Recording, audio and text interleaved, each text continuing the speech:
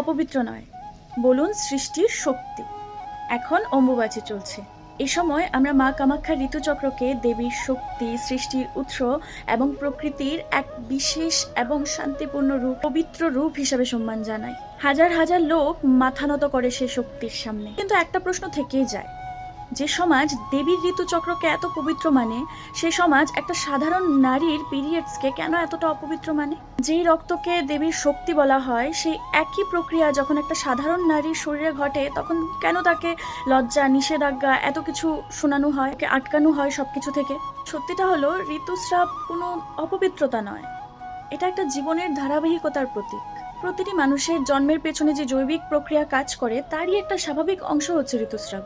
তাই আজ যদি আমরা মা কামাখ্যার শক্তিকে শ্রদ্ধা করি, তাহলে আমাদের উচিত প্রতিটি সাধারণ নারীর সেই শক্তিকেও সম্মান করার। একজন মেয়ে কখনোই তার পিরিয়ডসের জন্য অপবিত্র হয় না, বরং সে নতুন জীবনের জন্য একটা শক্তি নিজের মধ্যে বহন করে চলে। সময় এসে গেছে এবার কুসংস্কার নয়, সচেতনতা বেছে নেওয়ার, লজ্জা নয়, সম্মান দেওয়ার, বৈষম্য নয়, সমতা শেখার।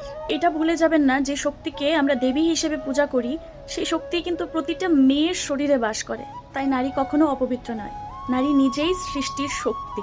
আর আপনি মা কামাখ্যাকে যদি সম্মান করেন, তাহলে নারীকেও সেই একই সম্মান করতে শিখুন। জয় মা কামাখ্যা।